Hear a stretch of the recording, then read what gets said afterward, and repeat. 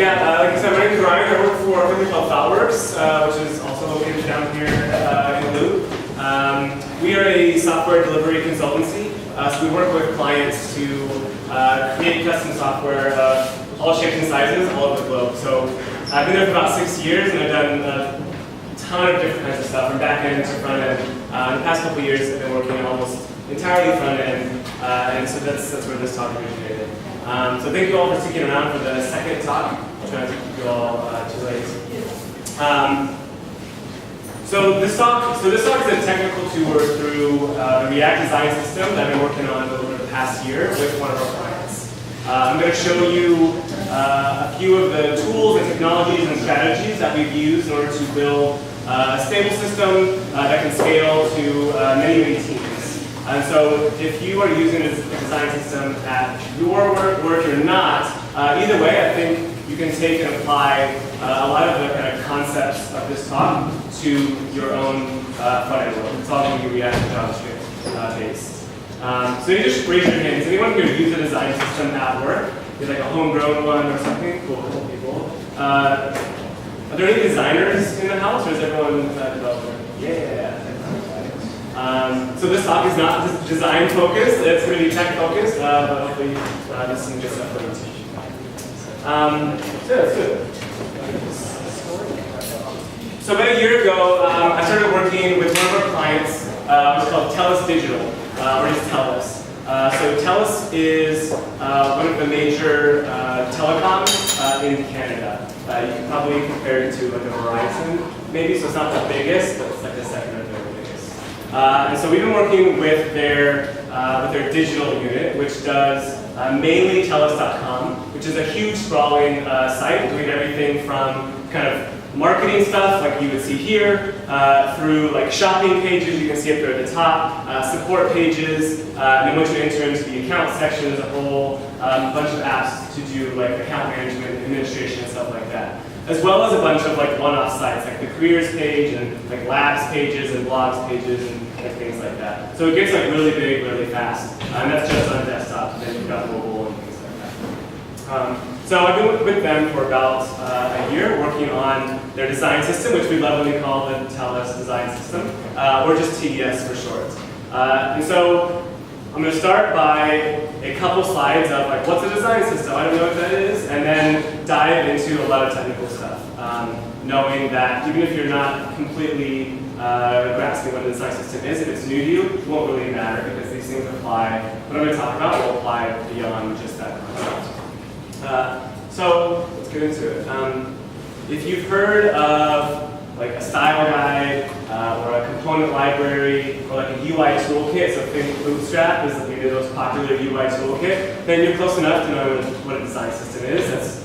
You're pretty close. And so why do these things exist? The first one would be when designers and developers actually use a design system, the idea is that it abstracts away the boring or the from scratch stuff that Kyle was talking about. And so if I'm a team using a design system, I can focus on the complex business logic that I'm trying to write, the business logic that I'm delivering, and not trying to recreate common UI elements or messing with a lot of styling. And the second thing, you have a lot of teams who are maybe building a lot of products or a lot of different parts of the same product, like TELUS.com. When they're all using the design system consistently, then it should result in a more unified experience, which is especially important when your customers interact with your business in lots of different channels. So that's like it for the hand wavy, what's a design system stuff. So if I boil it down as much as possible, the product that we've been working on, the internal system, is essentially a React-based component library paired with a Sketch symbol library. You all know what Sketch is? A couple nodding heads. If you haven't heard of Sketch, it's a tool for designers where they can very easily and quickly create very high-quality mock-ups and designs to communicate with developers. Maybe kind of like Photoshop or Illustrator, like in that same kind of realm. There's a few products in this space, and Sketch is probably one of the leading ones. So we kind of have these dual products sitting side by side, and not to diminish the importance of Sketch for all my designer friends, but this talk won't talk about Sketch anymore, and we'll instead talk about all of the front-end stuff, the JavaScript that we have. So the talk is broken down into two main parts. So I'm going to talk about how we engineered the system for stability while onboarding lots of people onto it, those people being the other teams at TELUS. And we did this by creating intentional APIs and by testing first and testing a lot. The second half of the talk talks about scale. So TELUS, their digital organization is large. Multiple locations, dozens of teams, hundreds of developers and designers. And we're creating an internal product with a small core team of like 4 for all of them at the same time. So we want to talk about how we viewed scaling that to all these teams in a safe and sustainable way that didn't get too crazy and have to fail. So let's do it. The first part talks about engineering for stability. And we start by jumping right into some code. Now we're talking about a design system which really gets to like low-level kind of UI components that teams can then use to build more complex things like composing them together. So my example is actually just a button. Hopefully you all in the back can see these examples. I think the text is big enough. So you can imagine that our design system, our component library, is giving you a button. React component is returning a kind of standard branded HTML button that's branded in the TELUS style. We have some styles that go along with it. It's written in Sass syntax. And as you can see, we have a primary button that has a color, and a secondary button that has a secondary color. And these colors are actually like a green and then like a purple. Our application is going to use this design system to build some stuff. In this case, we're going to build a couple of buttons. So I say, give me a shop now button, give me a learn more button with some classes on them. So my first one, I want to make a primary button. So I'm going to attach class name, button dash dash primary, which is using the then style, is like the underscores and the dashes that you often see with CSS. Second button, I attach the secondary button class. Boom, I've got 2 buttons. Output comes out like this. Those would be the actual buttons that this would render. And I would obviously be doing this inside my application. So the problem here that I'm going to go into in the next slide is that this actually doesn't lead to some of those whys I talked about in the previous slide, which is like consistency and productivity. I'm mixing a lot of paradigms here. So we're mixing React components with kind of this then styling. And class name is not a clear API for developers. A class name is an arbitrary global string that has no real meaning or constraints on it. It can be whatever you want it to be. And we found that in our API design system, and this is what the early APIs look like, we found that it didn't lead to these kind of guarantees of productivity and consistency that we wanted. And this API can very easily be abused. So if we reset, design system again, this example kind of shows to the extreme how this API could be and was abused in our system. It's something that we still have to like fight every day now because of old versions of the system still being around. So let's say I'm a developer, and instead of using the primary or secondary, I'm going to do something different. I decide I don't want one of those buttons, I want a different button, and I'm going to make it happen. So I start by writing my own button class, and I change it from a rounded white button to a square hot pink colored button. And I can do this because those classes exist in the global namespace. And what I don't realize is that by using the button class there, I've not only overridden it for myself, for my own button, I've overridden the thing for the entire application, every single page of the website. So now every button is now square and hot pink, which is probably not what I wanted to do. But it's very easy to do because of the API that we had. The second thing that I do is I've ignored the 2 options for buttons. You can create green ones and purple ones. And I've said, no, I'm going to create a square one that's black instead. And the API lets me do that because class names, like I said, are global and arbitrary. There's no constraints on class names. So this actually comes out like that, which is not what we're looking for. It's not the consistency that the experience and the user is looking for. So we think this was due to the fact that our API lacked intention, and it exposed a lot of the internal workings of how these components work, which is their style. And I see this a lot in both kind of open source components you can find out there, and when I go to clients and look at the kind of structure they have in their React components. I think that having APIs like this, especially in a low-level component library, is not the way to go. So we made a decision very early on to say that the style of our components would be hidden. It would be private. It would be like the equivalent of a private method in a class or something like that. I'd be using Java or something like that. And you wouldn't have access to it. Instead, you would interact with the components through a more well-defined API. So the first technology I want to talk to you about is CSS Modules, which is how we kind of drove towards this. You all laughing. I hope it's not bad. I hope you haven't had a bad experience. No, it's just yeah, inside joke, or outside. So if you haven't heard of CSS Modules, a CSS file written in CSS Modules is basically a regular CSS file where every class and animation in that file is locally scoped to a single component and is guaranteed by the spec and by the tooling to never collide or overlap with any other class in your system. And so we use this in order to kind of steer our users, which is other developers building stuff, away from the styles of the components of the design system. And to say, hey, these styles aren't for you. They're just a style of a component, and you have a different API. So here's what that looks like in practice. So this is the same component, kind of rewritten using CSS Modules syntax and how it plays out. So the top file. This is the same kind of style you can imagine. And at first look, it looks like, well, you still got the same classings, button, and they're even more generic, like the word primary. Like, surely that can be overridden very easily. But because it's in a file that we know we're using CSS Modules on, you can write as generic classings as you want, because they're only going to apply to that component, and that's guaranteed, even though they're so generic. I'll show you what happens in just a second. Then one of the really cool parts is I can import those styles just like I would any other kind of JavaScript module. And it's going to actually give me the equivalent of an object into my React component that I can then use. So here when we render the button, we're taking a prop. In this case, we define a clear API called variant. And to variant, we can give it some allowed values like primary or secondary, or some array. We can say you can use these variants. So now the developer experience changes. I'm no longer trying to define and pass in a class name to this component. I'm instead saying, I want to use one of these variants I have available to me. And component, you can worry about styling yourself. It's no longer the responsibility of the user to style this button. It's the responsibility of the button to style itself, which is a very different paradigm. So before we actually give this button to our users, we take a build step.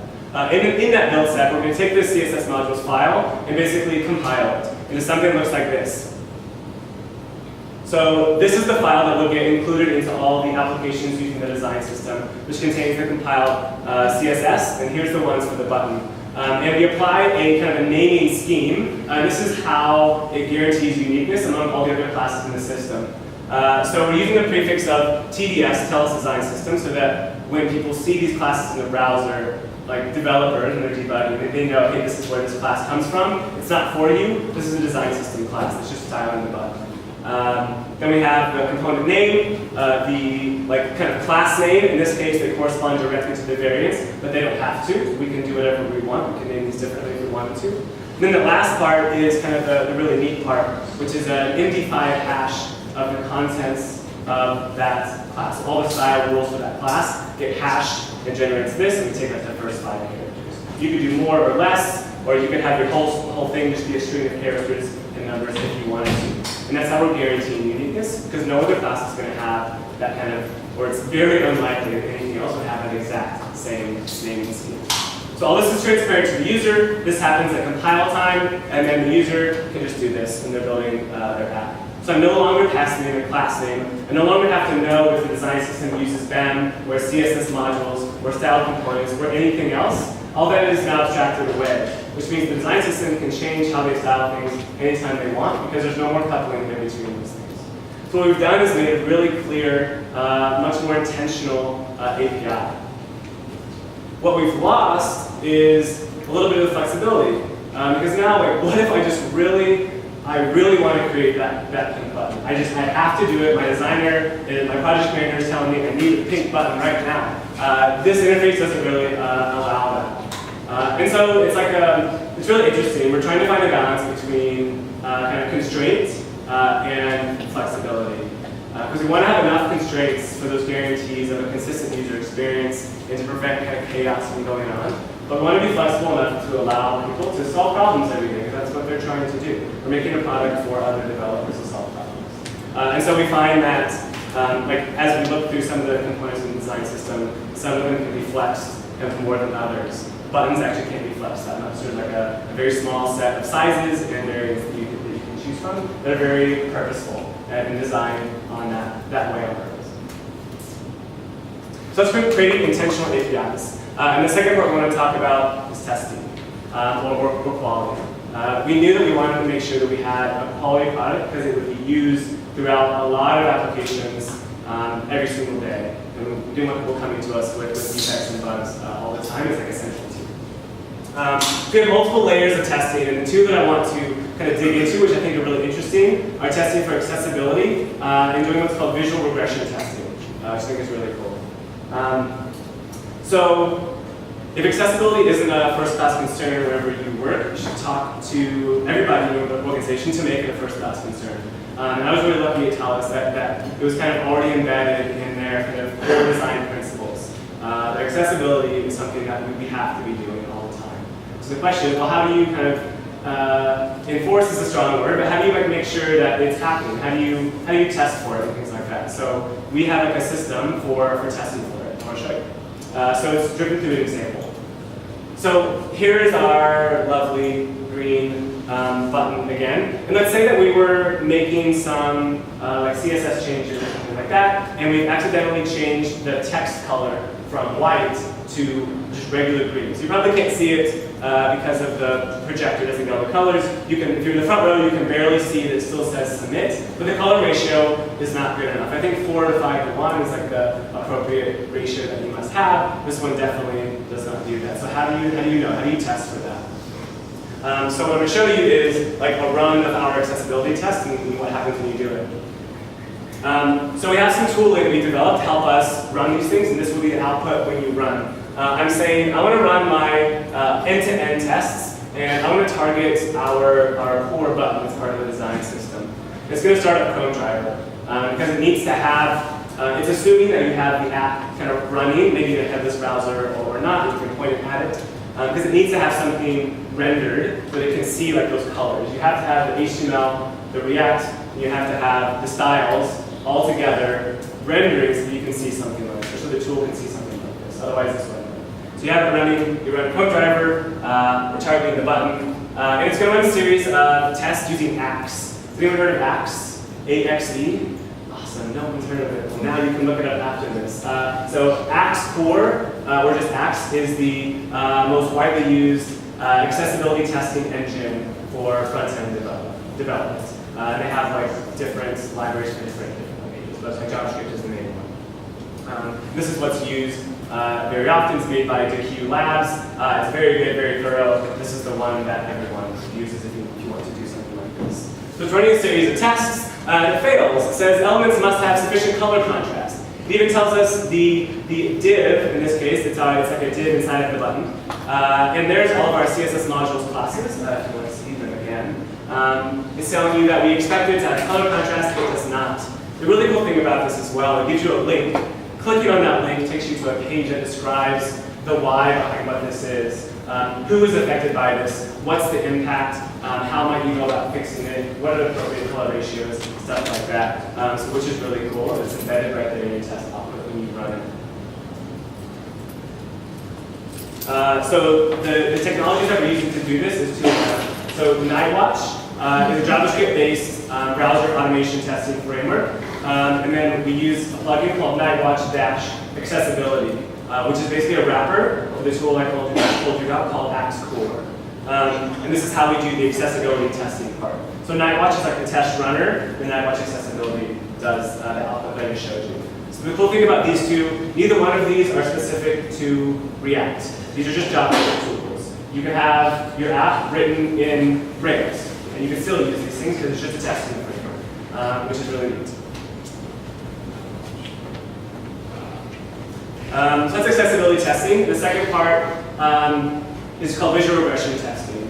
Now the idea behind this is very important when you're doing things that are very visually important. which is especially true for a design system. Because we're making UI elements that have a very specific branding. They look a certain way that's very important to this internal product. So visual regression testing is a way of saying, are the visuals of my interface changing over time, or are they staying the same? And these tools can tell you when something changed that you didn't want it to, which is very similar to what you just saw in the accessibility test, with a kind of different flavor.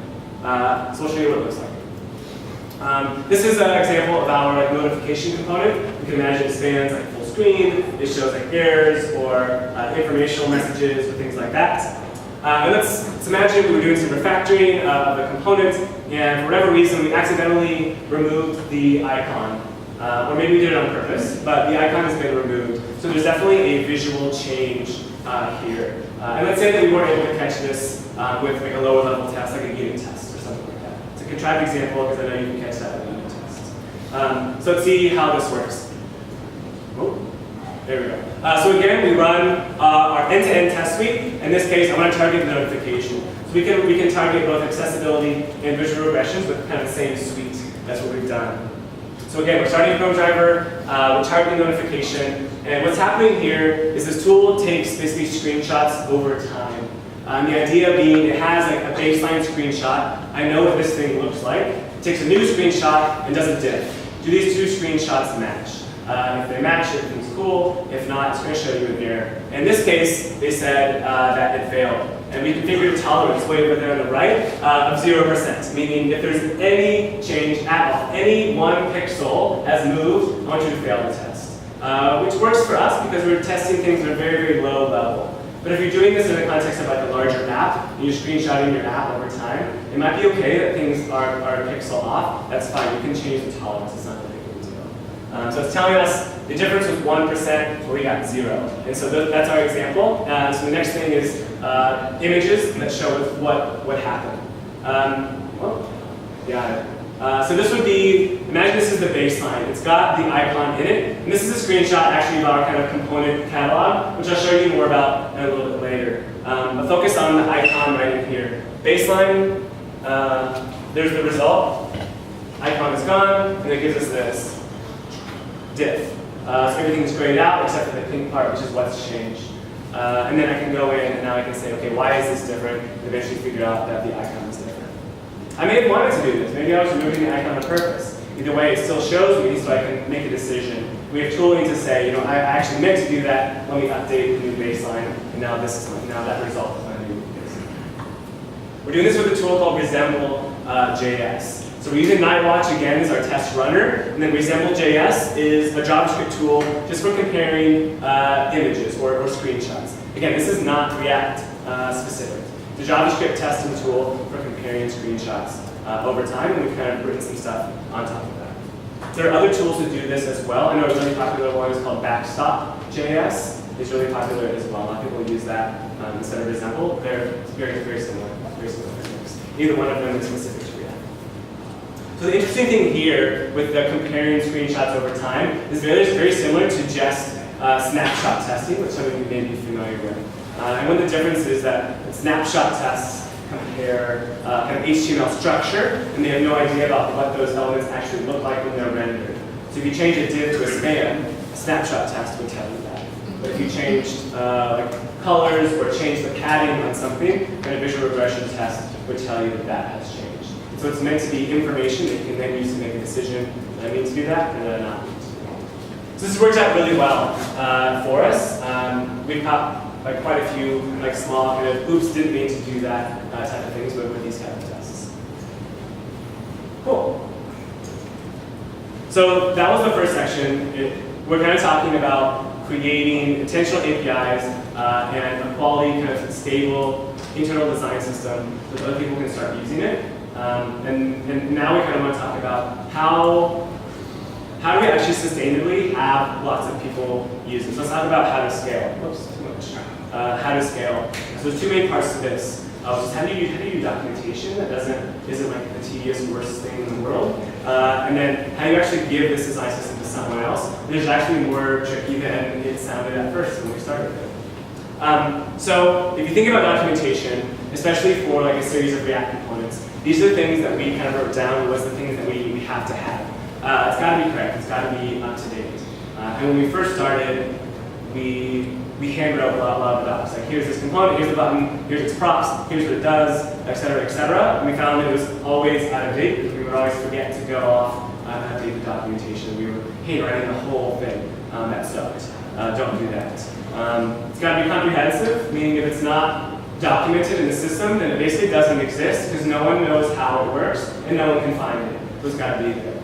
And then we want to always be showing component APIs. We want to actually show live examples of components as well.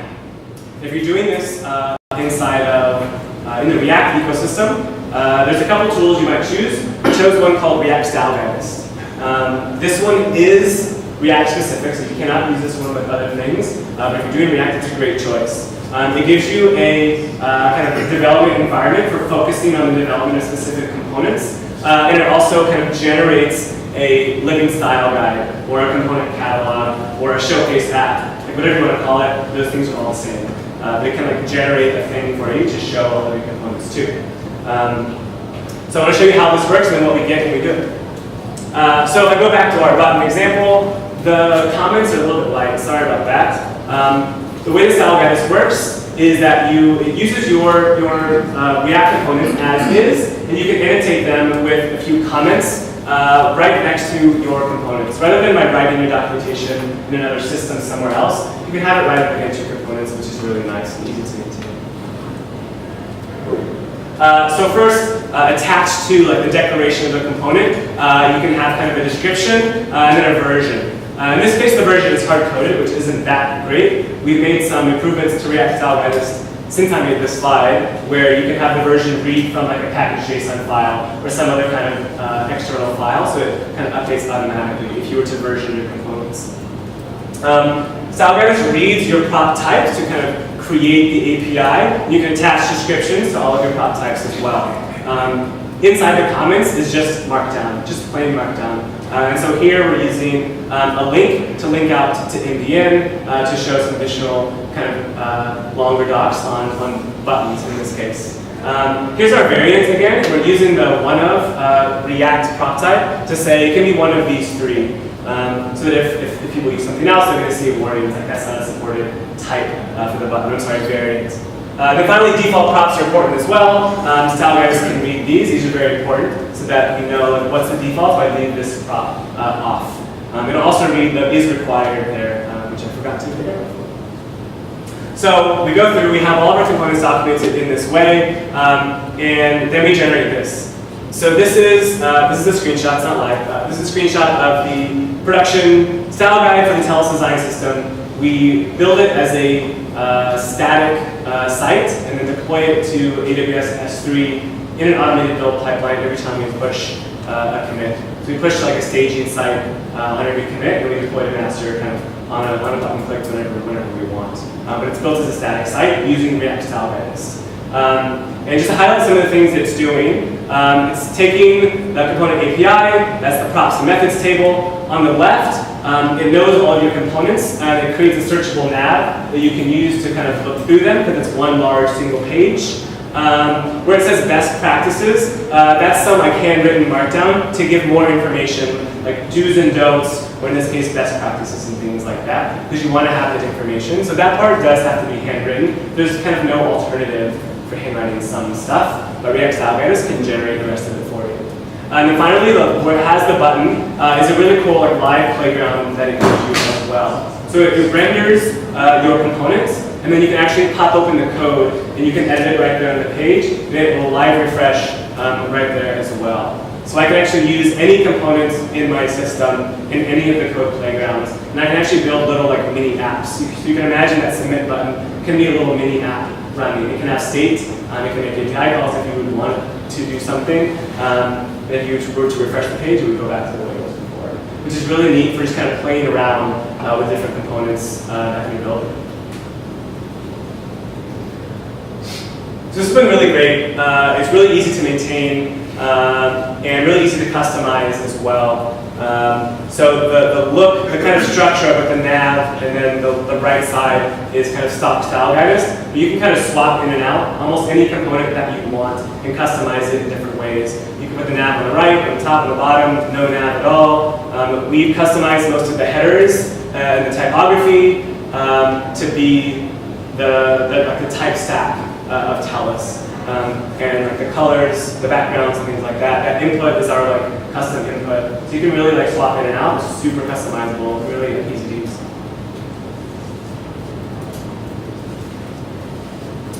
So we have this documentation and we deliver it to folks. So if you're building JavaScript libraries for people, the default way of giving it to them is obviously npm. Now if you're on like a single team or you have like one app and you want to have the idea of like UI elements or component library, that's awesome. Don't publish it npm, just put it in a folder called component library and you're done. But if you have many teams or many products that want to share the same set of components, then you got to publish it somewhere to npm most likely. And so the way that we started for a long time was we had this like a large collection of components. We would bundle them all up together. We'd run CSS modules and other build steps and create kind of one package, and then here you go. And the team would take it and use it. So that would look a little bit like this. Team would declare dependency. I have a dependency on the TELUS design system, TDS. Here's my version. I import the button as a named import from the design system library. I also make sure that I import the CSS, because remember, we've already compiled the CSS. You have to include that somehow. So this gives it to you, and then I can start using it. And the interesting thing was we really quickly started realizing that this had a lot of downsides in the environment that we are working in. So you can imagine you have a bunch of components. Each one has its own life cycle. The button's going to do some stuff. And the link is going to do some stuff, and the accordion thing is going to do its own stuff. They all have their own kind of cycles of development. And so you can imagine if one component like changes, even in like small ways for that component, it might mean like major differences to the design system as a whole, which is not great. It's very easy when you have like a bunch of separate things bundled up together to create a lot of like major version upgrades all the time, which is not very developer friendly. So the upgrade path to this is scary. Going from major version upgrades is normally seen as like, whoa, something big happened. There must be breaking changes here. And so we didn't really like that. It wasn't very friendly. And the second part is this CSS file that we were creating and giving to people was the entire design system CSS all in one file and then given to the apps. So if I'm the team building this Hello World app and it literally is just a single button, I just included a whole glob of CSS now from all the design system components that I don't need, and now it's in my app, and now that stuff is almost impossible to get rid of. JavaScript and CSS is dynamic, and so it's very hard to detect unused classes based on all the code paths of your app. There's really no way to do it, so all that extra CSS is now just in this app to stay, and we have no safe way of getting rid of it. So that's not good on performance. So instead, we've moved away from this idea of let's bundle every component we have to give to people and give it to them at once, and we've instead split things up. And so now our setup looks more like this. We have what's called a monorepo. Monorepo just means I have a single code repository that houses multiple projects. So it's one repo, many projects. In our case, all those projects are components. And each one is a separate NPM package now.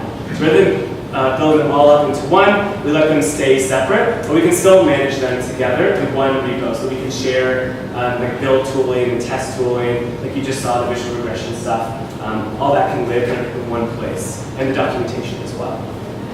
So if you're doing JavaScript and you're doing this monorepo style, then you would probably reach for a tool called Lerna, L-E-R-N-A.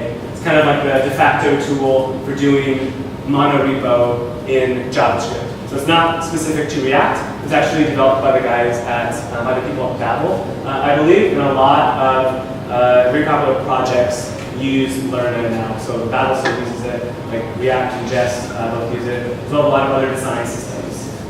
Like GitHub's design system also uses Lerna as well.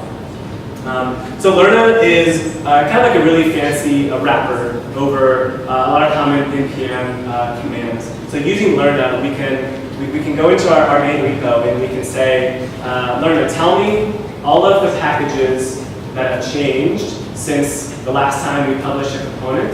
Take those packages, run the build on them, run tests on them, run the accessibility and visual regression tests on them, figure out the next version number, and then publish those components. And so that's basically what our pipeline now looks like. And Lerna gives us like kind of the tools to manage like change detection and running commands for different packages. So it's really powerful. So it doesn't replace something like NPM or Yarn. It just sits on top of them. So now, with this structure, we've broken up all the components into separate packages. So now we have, rather than one NPM, we have an NPM organization. And in that organization is currently 36 kind of pretty low level core components of this design system that are being published. Each one has its own version. At the time of this screenshot, a couple of them were version 1. As you can see, a couple of them had a patch on there. And now this is very different. That 17 days ago is not literally 17 days. This was like a few weeks ago. So now the usage looks a little bit different as well. So now rather than saying, I want a dependency on the entire design system, I say, I want a dependency on this component, this other component, and this third component. I want to use those three only. In this case, it's box and button. And I can just import those things directly from that package. We still run kind of pre-steps of compilation of JavaScript and of CSS. We've kind of changed how the imports work so that when you import the component, it brings along its compiled CSS with it, so you don't have to remember to do that step as well. So if you remove the import, you also remove all the CSS, which is great for performance because now you don't have this big blob. And then you can just use them. Again, the components are meant to be composable as much as possible, so you can compose them together.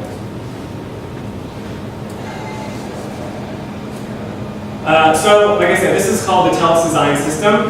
We've also open sourced it as well. The intention is not that you would go off and create a website that looks just like TELUS. You could if you wanted to, I guess. Maybe you should let them know if you're going to do that. That's probably fine. But the intention is that, like, hey, you can go, you can kind of learn more about like how it works and steal or borrow ideas for your own projects, just so we can share and learn from each other. So that's really the intention of like talking about it and releasing it publicly. So the top side, that's the documentation side. Bottom one, obviously, is the code. The technology that I talked about, React was the core component technology.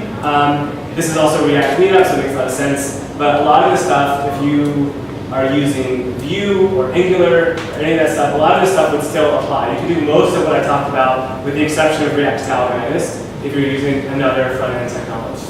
CSS Modules is the automated way of doing component scoping.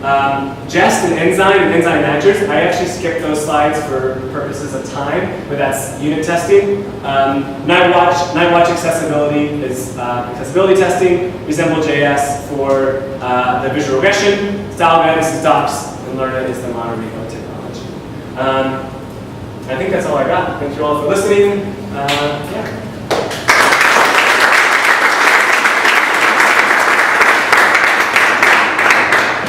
I think we have time. I don't know what time you're trying to end. There can be questions, or we can chat afterwards. Yeah, a couple questions, if there's any. How do you apply a style guide like that to cross-channel? Say again? How do you apply a style guide to cross-channel? You're doing all those great components and great style sheets and all that, so how do you apply it to some of the... So the question is, how do you apply it to another medium? Another medium. You're not using graph data, or Gotcha. you're not using something else, but you still develop all these assets from the style guide. Obviously, there's probably style guide, lines, size, padding, colors, and all that. Is it simply just that, or are you're not using it? Are there any other aspects? Yeah, that's a really good question. So the question is basically around like, so there's not just web, right? There's also native apps or other types of apps. If you're someone like TELUS, which is a telecom, you're also making like TV apps and things like that. So we haven't gotten there with this one. One of the strategies is, yes, you start adopting a technology like React across your different platforms. But that kind of breaks down. I've already invested like a ton of like development work and money in native iOS and native Android and all this other stuff. And there's lots of developers working on this stuff. So the idea would be, I'm only showing kind of the React side of like this version, but with a more kind of built-out design system, you basically would have something. Because this part, what I show is basically the implementation of a design system for web. So sitting below that is a lot of kind of principles and styles and foundations that could apply to other channels. So like right now, at least, if you're not doing something like we're going to go React everywhere because we can, you are basically taking that foundation and then basically having implementations of it for the different channels that you do, which is a lot of work, but it's kind of like the best we can do with the tooling. But there's a lot of stuff happening in this area to like make that, like compiling things in different compilation targets is being worked on. It's the best we can. A couple questions. How does this compare to like, I don't know if you've looked at semantic UI or style components? Yeah, you named two of them. So semantic UI, it would be a little bit similar to semantic UI. I think in implementation, at least, I think one of the big differences is that a tool like semantic UI or like a Bootstrap or like a foundation, like a Zen foundation, something like that. These are toolkits that allow you to do whatever you want. You can create almost any kind of application. So when I look at, I know Bootstrap a little bit better, but I know they're very similar. Semantic UI is as well. Like you can create, there's like 25 different types of buttons, as well as like 4 different sizes. And so you multiply that out, and it's like, I have so many choices that if I'm going to start building apps in that my variance, my varying level could be all over the place. And some of the apps I've seen built with these tools end up I guess so what I was going back to earlier was like there's some constraint and flexibility. I think semantic UI and Bootstrap go to like the flexibility, whereas this one goes more towards constraint based on the brand of the organization we're working on. In this case, it's TELUS. So I think there's like a lever there that you can like move back and forth. The second one was style components, which I think, so style components is like a low-level library for doing CSS and JS. So rather than using style components, we've used CSS modules. But those two would be like the equivalent things. And we talked about going to style components, but once we started at like SAS with them, and we were like, we're going to move to CSS and JS because that's like the cool thing. And other reasons. But by the time, so our migration path was like, we go to CSS modules first, so we can take advantage of like CSS scoping, some of that kind of stuff, and then it's a safer path towards getting to CSS and JS. And once we got to CSS modules, we're kind of like, well, we now have all the benefits that we wanted, and moving to CSS and JS just seems like a lot of work for not a whole lot of payoff at this point. So we kind of stopped there. We might go to that sometime. One more real quick. You had variants up there. Was it designed for A/B testing? Is that, you guys have that in mind as part of your design system? We do have it in mind. We haven't gotten there yet or thought about how to do it.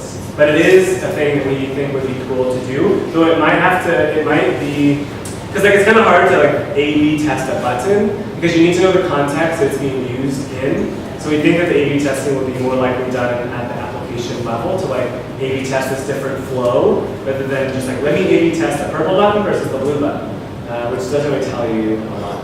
But yeah, I mean, we haven't gotten there.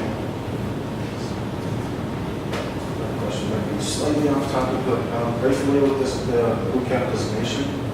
Say it one more time. No, bootcamp called designation Bootcamp called designation. or design. I'm not familiar. Oh, okay. If you did, I was going to ask you about that. What you would say about the difference between the kind of stuff you do with design engineering and consensus engineering versus what you do? Yeah, we should chat about it afterwards.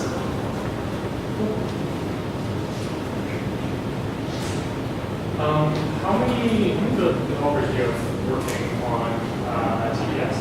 And how long was the transition between your previous repository structure over to the mono repo? Good question.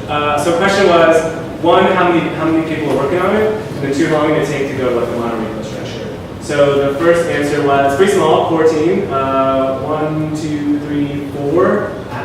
At max, we oscillated between like 2 and 4, and plus like 1 to 2 designers as well. So not that many. And then going from a single repo to the mono repo was actually not that much work.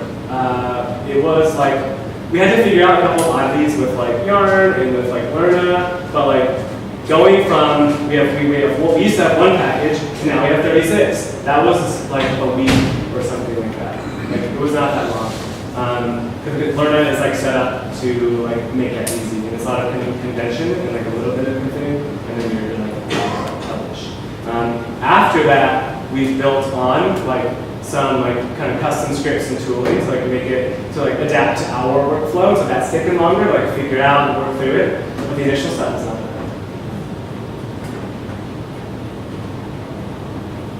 All right, done. Yeah, you can talk to me afterwards if you have further questions. Yeah, thanks a lot.